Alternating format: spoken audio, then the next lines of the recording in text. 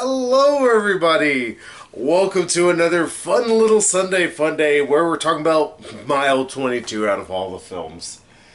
This week, just to let y'all know, the number one movie, of course, was The Meg again, and we still haven't seen it. Also, Crazy Rich Asians. Yeah, and Yeah, it looks a bit more like a chick flick, which I know is not really Charlie's style. well, more importantly, Crazy Rich Asians just looks like any other film. Just Asians are involved. Yeah, like, Thanks. I think it's supposed to be based on a book, if that helps. Yeah, it is based on a novel of some sort. I don't know. I haven't read it. Not content or not interested in reading it. Instead, Yeah, I think like your typical girl meets boy and kind of find out boy is from a super rich, like almost royalty kind of family, and of course, mama don't like her. Yeah, Mama don't think she's good enough. Who cares? She doesn't seem like the kind of mom's like no one's gonna be good enough for her son. Yeah. So instead, we went to go see the new Marky Mark movie. Oh no. I was just saying that Crazy Rich Asians, like, it just seems so, like, generic. Yeah, instead we're not going to talk about Mile 22. Yeah, those who don't know much about Mile 22, it's the new Peter Berg movie. Guy who's famous for doing either really good or really terrible movies. He doesn't seem to have any middle ground. Mm-hmm. He doesn't have some okay films.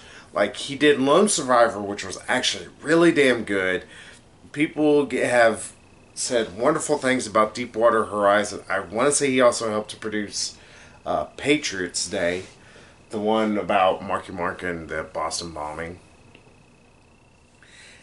But he also did the shitty Battleship film, when I was saying, or he at least helped to produce the damn thing. Oh, he doesn't have a middle ground. Mm-hmm. So I'm going to let Megan say her piece about her first ever Peter Berg movie. I don't think you've ever seen any movies that he's done. Probably not. Yeah. So, what did you think about this? Alright. Me. Megan's a hard A. It wasn't bad. It wasn't great. It was just boring. It was just... The story wasn't really... Was it just me or was the story not really that compelling? It wasn't that the story wasn't compelling. Well, the story wasn't compelling, but the big problem was the writing was terrible. Just let you know we didn't like this movie that much. Well, Megan's like, I'm worse about it. The writing for this film, it's like you got a 14-year-old to write an action film, a spy thriller.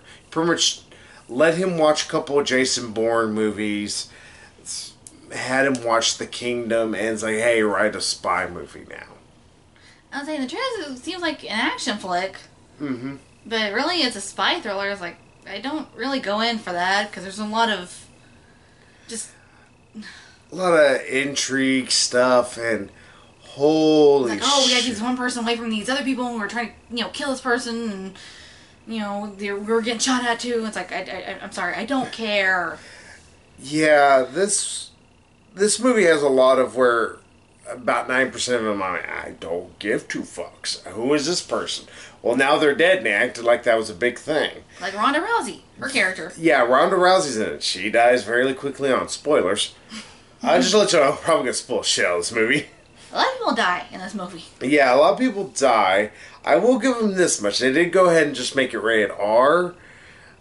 And again, that's what starts to make me think a 14-year-old wrote this movie. Because there's certain lines that are said that's like, I admit I'm not the most articulate person in the world. I do try to have a bit of a vocabulary, though, beyond just fuck, shits, cocksucker, motherfucker, anything else I could throw out there.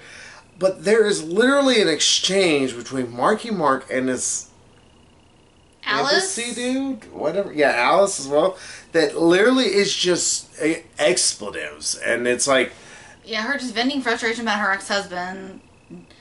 Yeah, to me, that whole storyline with the ex-husband and, like, the little app they were using to communicate, that was more interesting than this story. Yeah, and even then, it felt like something that got left in because they're like, oh shit, we have to make this movie at least an hour and a half long, or they won't let us put it out. And it didn't really go anywhere. Yeah, especially thanks to the end. Yeah. It's like, This movie is chopped to bits as well. Like, this is edited to fuck. Like, first off, the action sequences, those who remember my absolute hatred of Resident Evil Final Chapter because you could not watch the action sequences, that is this movie as well. Because you cannot tell what's going on. It's too close up, it's either too dark, or most commonly, it's way too choppy. Like, there's points where it's a cut, and I'm like, I'm getting a seizure here, alright? yeah, there's a fight scene at a bakery. Like, it's zoomed in a little too close. It's like, can we get back up just a little bit? And also, they keep coming back and forth between, like, Marky Mark fighting off these guys and his partner Alice fighting off these guys, and then other stuff, and you're like, just, what's going on? yeah, it's like just constant back and forth, just like zoom. It's like back the fuck up just a little bit. That would help immensely. All. Yeah, it was actively frustrating me throughout the entire film, just how the editing was so piss poor in this film. It's like there was times where a character would say something and it would immediately cut over. Now, mind you, we don't need to linger on somebody like, I farted. 5 minutes later, finally shifts over to the other person going, oh, that's what that smell was? But it would be like somebody almost be in mid-word finishing something and we're cutting over to the other person so they can start saying something. It's almost like the movie was in a hurry to get itself over with. And it... It's actually odd to think about that because you would think that this movie would feel really breezy. It doesn't. It feels slow-paced as shit. Especially when the, like, last half of the movie, it's like Mission Impossible Fallout. Just, like, big, long action scene that just goes on for far too fucking long. It's just, like, I dozed off, actually. You didn't miss anything. And not only that, just... All I know is that we're a little bit closer to that airplane. That's all I know. Yeah, airplane. We're getting a little closer. Beep, beep, beep. There's so many weird writing inconsistencies as well. Because of that, we're going to get into some of the plot holes that started to plague this film that really bugged me once we get to the end. Because... I figured there would be a twist coming. Yeah. I just didn't figure that would be the twist. Like, that's... And twist is so stupid, too. It's like, really? You're gonna go through all this just because your fucking son was killed? You stupid motherfucker. Anyway. See how Megan liked it. Well, just to get into the twist real quick, because I guess Megan wants to get into it. Throughout all of this, they're trying to save this one, or trying to get this one guy from... Mind you, they make up a country, which actively irks me. Sorry, I was trying to find a word and my brain decided to wander over it and step on it a few times. Because they mention Pakistan, they mention Israel, they mention the United States, they mention Russia. Why can't we just say Vietnam? Why can't we just say Indonesia? Why can't we just say the Philippines? Why can't we just say China, Taiwan? 5 billion freaking countries you could say. They're Southeast and Asian. I know China technically isn't Southeast Asian. Neither is the Philippines, but this all look the damn same to me. Not the people, just the country. How they showed this. It probably was actually shot in the Philippines because some of the architecture looks similar to the... Or no, probably shot in Indonesia, sorry. Brain's a little rattled right now. Because a lot of this did look very similar to The Raid, at least in terms of the architecture of the buildings. The Raid, a much, much more superior action film that knew how to pull back and only get close whenever it really needed to. But it's like, why did we make up this country? It's like, why is there just this random IndyCar? Huh? What? Why? That's a minor thing. But, yeah, Megan might need to double check, make sure I'm not being, really disrespectful to an actual country. I said, let me double check while you're just vamping. But, yeah, they're trying to get this guy. He's supposed to be a special operative for this country's police force. He figured out about this. What was that? Indicar City. Is that an actual like place? I don't know. It just won't. Well, it said Indicar City there. I know. I just. Maybe that is actually somewhere, but even then. The depths of the fictional Indokar city in Southeast Asia. I know, it's fake. So fuck you. Yeah, part of this review from the Los Angeles Times. So. Yeah, so I'd hope they would research a little bit. One would hope. But yeah, he's. I don't even know the actor's name. I know he's Chinese. I do know, or at least he's from around there. H Brothers and Styx Films are Chinese production companies. And in fact, I'm going to vamp on our rant about that here in a minute. But yeah, I know he's been in other Chinese films. He's an action star. He does good whenever you can actually notice it. That's the biggest problem. His acting is okay. That's what I can say the best about everybody. He was badass during that one fight scene. Yeah, whenever he was trying to be killed. Yeah. It's like that scene, it was badass. Like, pretty much like his own government was trying to kill him, and they, like, snuck onto where he was hiding out. Yeah, and then they did stuff, and that makes less sense once you realize the ending. Yeah. So, he's... We'll get into it here in just a second. But yeah, the whole reason why he actually is important is simply because he knows about this, like, not nuclear powder. Yeah, cesium something or other, just... Yeah, MacGuffin the item is all you can call it. Well, all fighting, all this other bullshit happens. Whoop-de-doo. Again, the editing's terrible, so you can't tell what's going on. Just like, I think people are dying. Godzilla could be prancing around in front of my screen for all I know right now. So, that's cool. It gets to the end. They're like, we need to figure out this code, even though we know where all this stuff is. That's another plot hole that they dug in and then decided to reverse it because they needed to retcon it. Because supposedly they did figure out where the stuff was. It was on these fake paintings. Yeah. It's like, what more do y'all need then from him? What? Turn him over to his country. Who gives a shit now? Well, apparently they were, like, stashed throughout the rest of the world. They just didn't know exactly where. And I don't know. They made it seem like it was on all the paintings that they had. I would say he handed over a disc with this information, but the more they tried to dig into it, the more it would, like, It was trying to delete itself. Yeah, and so they had a limited amount of time. They had to get him out of the country, and then only once they got him on a plane would he give them the information they need to unlock it and stop it from deleting itself and figure out the information. And it all overly convoluted. Let's just. Yeah, especially once the twist kicks in, because they keep flashing back to this Russian intelligence group that was trying to do shit. Never mind the fact they don't really make sense why they're doing stuff.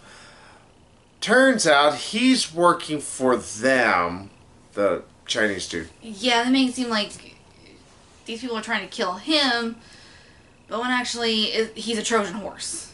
Yeah. They even call it a Trojan operation or something like that. And then he kills Maggie from Walking Dead and plane crashes. The end. I wish I was making that up. And the big reason why, as Megan kind of already talked about, is because this one lady who's the head of the FSB, Russian Foreign Security, pretty much is a nice way to think about them. She's mad because they killed her son, who was part of a black op group. Yeah, they raided this house at the beginning of the movie, killed a bunch of Russians. To be fair, like, they were just trying to raid the house, and the Russians started trying to kill them, so they just kind of... They had to, spring back and fight them. Yeah, and they ended up killing this one 18-year-old who was there, and just... He's like, oh, you're making big mistakes. Like, oh, I made a lot of them. And then kills him, and... And all this is just so they can kill John Malkovich. And take down Overwatch, their group. Yeah, it's just... It's so overtly complicated, and it's so pointlessly straightforward at the same time. It feels like an M. Night Shyamalan twist. It's like all that just to get revenge. I realize this was your son, but sheesh, like this is an overly complicated revenge plan. Yeah, it's like, well, what happened if what about these guys who are trying to kill the Chinese dude? Were they truly trying to kill him? What was happening? Why was this? What if they had succeeded in killing him? Yeah, so they'd be fucked. The actual shit. What the actual shit? And by the time you get done with all of it, you're actively really, really pissed because the movie makes no sense. Yeah, pretty much he betrays, or at least acts like he betrays his government to turn himself over to the American government and tries to negotiate to, get him out of the country because the people are trying to kill him. But then it was really all ruse just so the Russian lady could get revenge for her son. Like, motherfucker. Like, Like I said, it feels like it was written by a 14-year-old saying, and he is a triple agent. It's like, he's not a double agent, he's a triple agent. Yeah, they literally said that line. I looked over, saw Charlie it's so stupid. People make fun of that line in Indiana Jones and the Temple of the Crystal Skull because it is a dumb line. It's dumb here too because it's not a thing. Just because you have John Malkovich saying it does not negate its stupidity. And like I said, you just have a boring, overtly complicated but overtly simple, which makes my brain twist in ways it didn't expect to. Plot mixed with terrible writing. There are lines. Like I said, I don't mind some random just expletives, but there's a point to where they almost feel juvenile, almost with you're talking to each other. And Marky Mark's a dick throughout the entire film. He can be funny at parts, like being a bit of a smartass, like. Yeah, but there's times like he's an active dick to people that he works with. He didn't get better. Like, you just like the birthday cake. Mm-hmm. Things like just like this person like brings Ronda Rousey a birthday cake because no, it wasn't Ronda Rousey. It was Ronda Rousey. It was Alice. Oh, it was Ronda Rousey because Alice was already there. No, it was Alice and that one dude in Marky Mark. Mm. But like he brings him cake. They brought her a cake. He knocked it over because he's a dick. I was like, no birthday cake for you. I don't get it. It's like, and they make a big deal. It's like, oh, he might have this mental thing. It's like, are you saying autistic people are assholes? Because it's kind of mean. Yeah, there was a debate actually in the movie. It's like, okay, well, I think he has it. No, I think he has this. No, no, no. It's like, I think he's just an asshole. Yeah. Yeah, he's just an asshole. Yeah. Yeah, they kind of hint at the beginning of the movie his, like, as he's growing up, like, his brain is faster than most people, and and he used this rubber band to try and, like, slow his brain down or something. It just makes... They didn't really explain it very well. It's stupid. This is the best way to describe it. He's a dick for the sake of being a dick. Yeah, and none of the other characters are memorable. Like I said, there's Maggie from Walking Dead. She has this hang up with the fact her husband's a dick. She's a dick back to him. Her daughter's a dick probably. In real life, she probably kicks puppies. Ronda Rousey has 12 lines and she's just there. Guy who looks like Kit Harington, he's a dick. The guy who is the not Chinese Indo-Korean, he's just a guy, and then turns out he's a dick. John Malkovich is a dick. Pretty much this movie could just be called Dick the Movie. I reminded all that skit, the Good Burger. I'm a dude, she's a dude. No. I was like, he's a dick, she's a dick. That's what I can't help but think of. Just think of that song. Oh, it's so bad.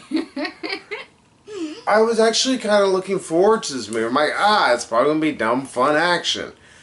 I would say it's dumb. I would say it sells itself as a action flick, but when you get into it, it's like, no, it's a really dumb spy thriller. It's just... It's incompetent. That's the worst thing about it. It's like, I know this director can do well. He can make a good movie. This movie is so actively stupid. It, I wonder, maybe it doesn't help though. We both don't really like go into the spy thriller thing. I don't mind spy thrillers. Like, I like the first four Jason Bourne movies, even if I think Bourne, whatever it's called, the one with Jeremy Renner, I don't think it's as good just because its ending twist is like, what the hell? It started like, okay, well, that's weird. I don't mind them. I don't mind the Mission Impossible movies, even though I thought the latest one, it was alright. I'll give people, it's one of the best movies ever. It's dragged on, and you saw the villain coming a mile away, even in the trailer. Yeah, thanks for that trailers. But this movie is it's stupid. That's the best way to describe this movie. It is just actively battling with seeing how much you're willing to take a film being that aggressively dumb. Yeah, I take back what I said at the beginning of this review. And saying, it's like, it's not bad, but it's not great. It's like, yeah, it's not great. It's subpar. to put it nicely. You can be like Gordon Ramsay. The robbery! That's how the acting is. Fuck this movie. It's the best thing I could say about it. So, what would you give this film as a score? I was thinking of being nice and giving it a 4 or 5, but the more we're talking about the problems and the stupidity, I don't know whether to give it a 1 or a 2. Give it whatever you feel comfortable with. So you gonna pee on it or you gonna take a shit on it? I am gonna be generous and give it a 2. This is a 1. This is the example of how not to write a movie. Yeah, it's like, you don't write a movie this way. Or edit a movie. You don't edit a movie this way. You don't shoot a movie this way. You don't make a movie this way. It's like, I want to sit a film school or class right in front of this and go, alright, this is how you don't do this. You don't do that. You don't do this. You do that, I slap you. I don't get it. And again, it's probably because this movie got edited down from a 2-hour flick to an hour and a half for some god-awful reason. Rant against the Styx Films and H Brothers production group. Coming. And yeah, don't go see Mile 22. Fuck that movie. Go see anything else. Hell, from what I've heard, go see The Meg. It seems like it's dumb, but at least it seems fun. Is what people keep saying. Probably does not help. The ending is supposed to set up for a sequel that... It's not gonna happen. Yeah, we're not getting it, and I don't think anybody wants it. Mm-hmm. I know we don't want it. Yeah, real quick rant against this production group. So, stop making movies, please. Y'all have this odd, weird behavior that with every movie it has to be this, like, very precise length. And usually it's under 2 hours. Alright, that's okay if your story is developed. But there's whole chunks of this movie that are missing, obviously. There's whole action sequences that probably were better shot or better done, you cut out for no discernibly good reason. Y'all did this shit with The Great Wall. The Great Wall had some horrible editing problems that really plagued it throughout the entire film. Stop. Either that or let the directors do a movie and quit doing whatever y'all are doing. Quit interfering. Yeah, it's just, it makes a shitty experience to go watch a movie. And all this is pretty much, it's a really good trailer. That's all I can say about this movie in positive. That's the worst thing I could say. It's like, oh, it's the best thing. It's really a terrible thing to say about a movie. So. Well, it's only got Mission Impossible Fallout beating the trailer department. Yeah. So, hey, we'll be back next week. What are we seeing? Whatever it is, it's not going to be Happy Time Murders. Hopefully. We're hopefully not going to see Happy Time Murders. I'm hoping Searching. Searching looks interesting. Yeah, it's supposed to have a limited release next week. So, hopefully we can get a showing. If not, you're just going to see me jump off of a building. Is what you're going to see. I would say, I would not be going. Alright, we'll drag Megan along so that way she can have 2 bad movies in a row. So you see how I felt during March. So hey, we'll be back next week. Hopefully with searching. If not, happy time murders, because it's gonna be me happy time murdering myself. Okay, just So hey, we'll see y'all later. So bye bye everybody. bye bye.